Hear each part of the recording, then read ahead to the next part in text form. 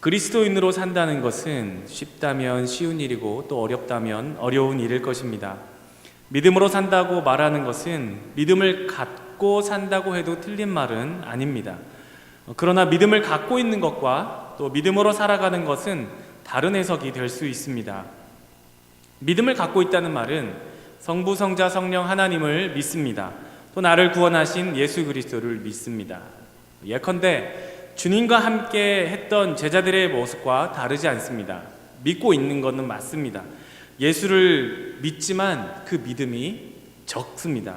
작습니다. 주님이 우리에게 요구하시는 그 믿음에 턱없이 모자른 그런 모습이죠. 예수님이 제자들과 함께 있었을 때 늘 했던 말씀이 믿음이 작은 자들아, 이런 말씀을 자주 하죠. 이 믿음의 열매를 맺지 못하고 있었다는 것입니다. 이 정도로 설명할 수 있겠습니다. 그렇다면 믿음이 갖고 있는 것과 다르게 믿음으로 살아가는 것은 무엇인가? 믿음으로 살아간다는 것은 믿음을 갖고 있는 사람이 그 믿음이 요구하는 대로 살아가는 사람이 될 것입니다. 믿음의 열매를 맺고 살아가는 사람이죠. 그 믿음이 요구하는 삶을 살고 있는 것입니다. 예컨대 이제 주님과 함께 했던 이 제자들이 이제 주님이 승천하시면서 때가 이르러 보혜사 성령을 너희에게 보내겠다라고 약속하시죠. 그래서 사도행전 2장을 보면 예수님이 12제자와 또 예수를 따르는 그 성도들이 120명 정도가 마가의 다락방에 함께 모였죠. 그래서 그들이 함께 기도하고 있었어요. 그때 쉬운 말 성경에는 이렇게 써 있습니다. 각 사람들의 머리 위에 내려앉아 머물러 있었다. 그러자 제자들은 모두 성령이 충만해져서 성령이 그들에게 부여한 능력에 따라 각자 다른 나라 말을 하기 시작했다라고 말씀합니다. 호련히 급한 바람이 불기 시작하더니 각 사람의 머리 위에 그 불덩어리들이 머물러 있었다는 거예요. 그리고 성령이 충만해졌다라고 말씀합니다. 이날 후로부터 제자들의 삶은 완전히 달라졌습니다. 주님을 모른다고 3번씩이나 부인했던 이 배신자 베드로가 성령의 충만함을 받은 후에 베드로가 설교를 하기 시작해요. 그리고 난 다음에 이 베드로가 설교를 하는데 이 설교의 중심 내용은 사도행전 2장 36절에 그런즉 이스라엘 온 집은 확실히 알지니 너희가 십자가에 못 박은 이 예수를 하나님이 주와 그리스도가 되게 하셨느니라 하니라, 이렇게 얘기하는 거예요. 이 설교의 핵심이 뭐냐면 예수가 주라는 것은 왕이라는 거예요. 그리고 그리스도는 구원자라는 겁니다. 그분이 너희의 왕이고 구원자다라고 설교를 탁 합니다. 그런 다음에 이 설교를 마치자 그때 회심했던, 마음을 돌이켰던, 예수를 믿기로 작정했던 사람이 3,000명이 한 번에 주님께로 돌아오는 놀라운 역사가 일어났습니다. 믿음을 갖고 있는 것과 이제 그 믿음으로 살기 시작했을 때 성령의 역사와 아주 근본적으로 질적으로 다른 삶을 우리에게 보여주고 있는 것입니다. 믿음을 갖고 있는 사람과 믿음으로 살아가는 사람의 이런 본질적인 차이를 말씀드렸어요. 믿음은 갖고 있는 것이 아니라 그 믿음이 자라도록, 그래서 열매를 맺도록 하는 사람인데 이것은 성령의 충만함으로 되어진다라고 말씀을 드렸습니다. 예컨대 10달란트, 5달란트, 1달란트 받은 사람과도 같습니다. 주님이 맡겨주신 그 달란트 갖고 있는 것이 아니라 그것을 가지고 열매를 맺어야 된다라고 말씀을 우리에게 하시는 겁니다. 하나님의 일은 하나님의 때와 시기에 맞게 진행이 되는데 그 때와 시기는 우리의 노력과 의지대로 앞당기거나 늦출 수 있는 것이 아닙니다. 많은 교회들이 이 하나님의 놀라운 그런 역사들을 우리가 당겨보자, 우리가 어떻게 빨리빨리 해보자, 그래서 많은 교회들이 프로그램, 어떤 일들을 이렇게 많이 만드는데 결국 그 안에 중요한 그 믿음으로 살아가는 그런 것들이 있지 않은 이상 교회가 성장할 수는 있으나 부흥할 수는 없습니다. 인간적인 성장은 이뤄낼 수 있으나 성령의 부흥은 나타나지 않습니다. 우리에게 필요한 대로 주님의 시간표에 맞게 진행이 되는 거예요. 근데 이것은 나의 시간표가 아니라 주님의 시간표입니다. 내 시간표는 엉망진창이에요. 나는 아무리 완벽하게 짰다 할지라도 그 시간표는 허점이 있고 약점이 있고 단점이 있고 허를 찌르는 그런 또 한 치 앞도 모르는, 예상했다고 할지라도 또 예전에 내가 경험을 했다 할지라도 허를 찌르는 그런 변수들이 생기기 마련입니다.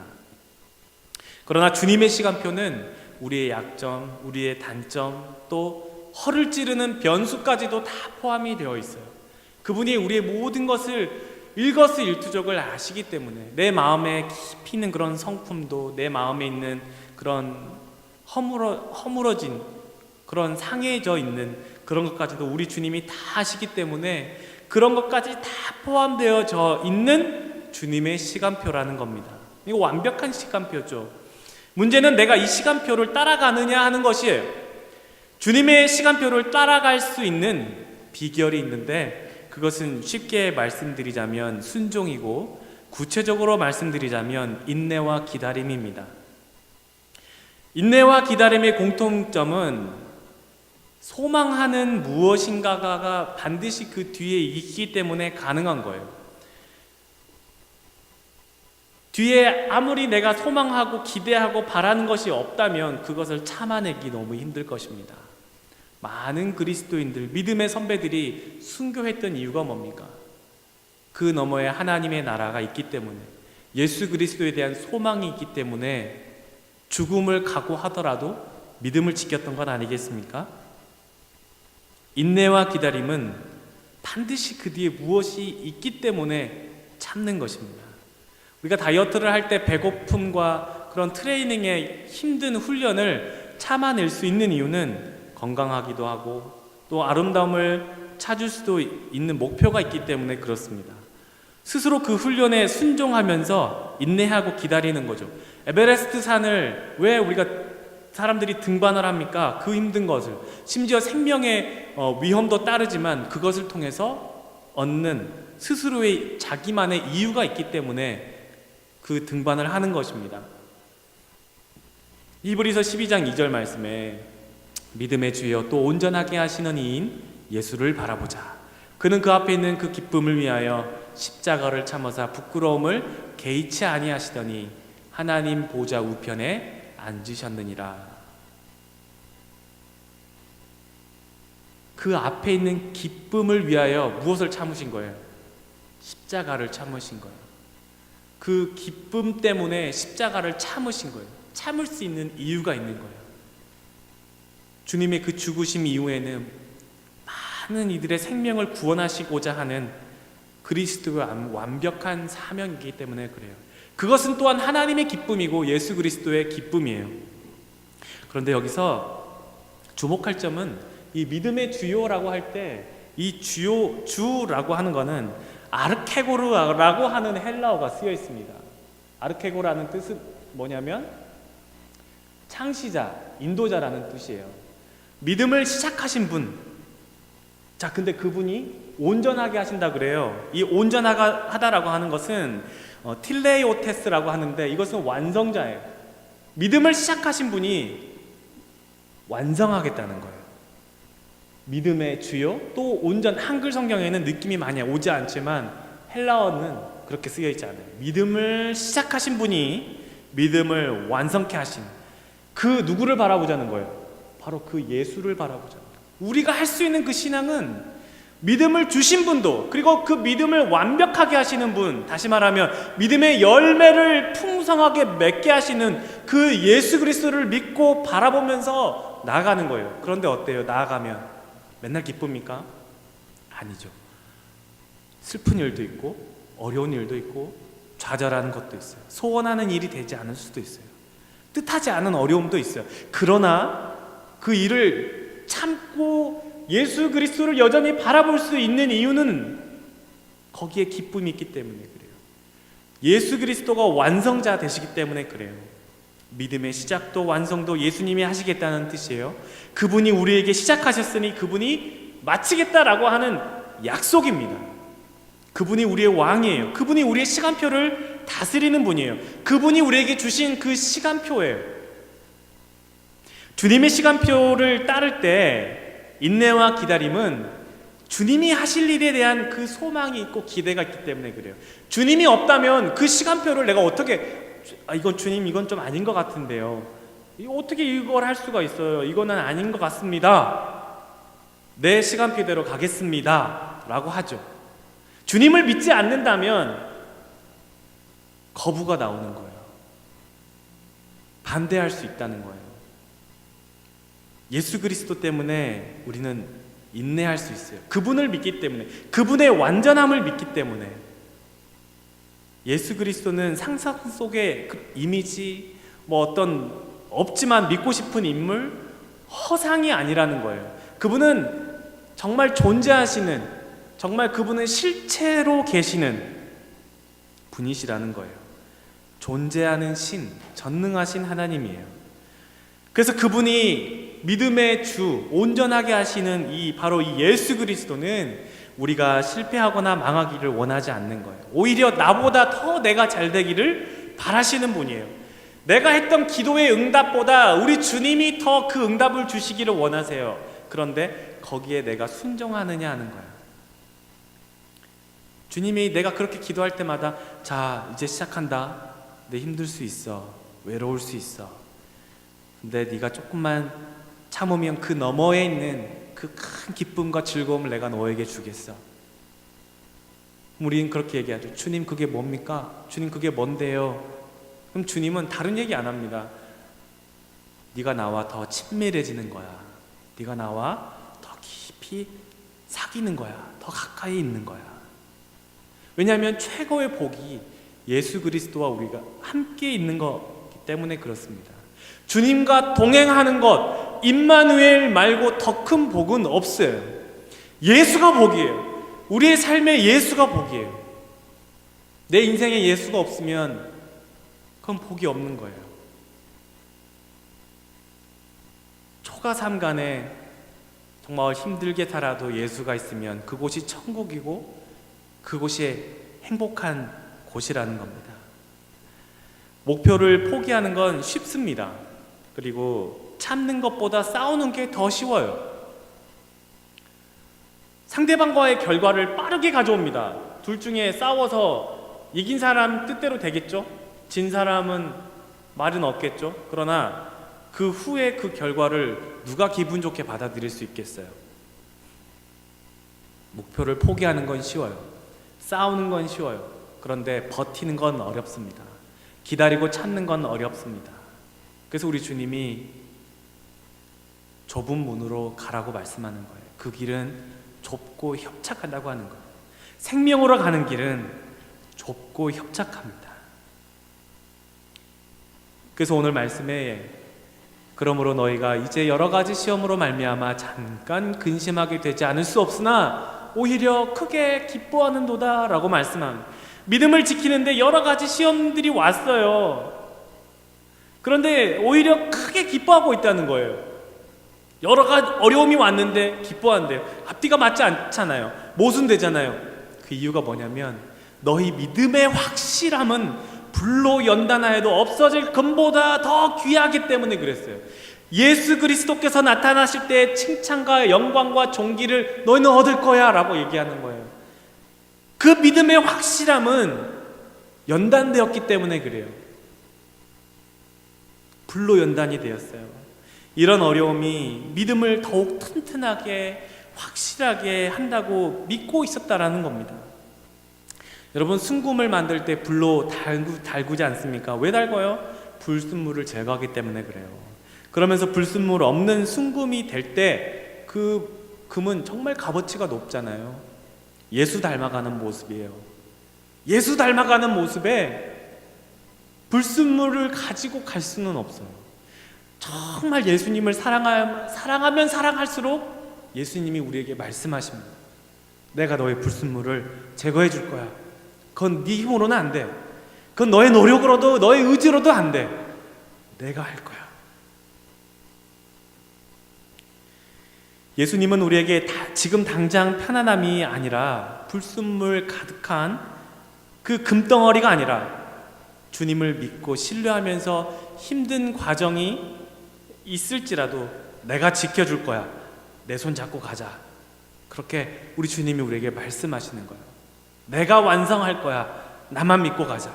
예수를 바라보자. 이게 생명으로 가는 길입니다. 믿음으로 살아가는 사람은 구체적으로 주님의 사인을 기다려요.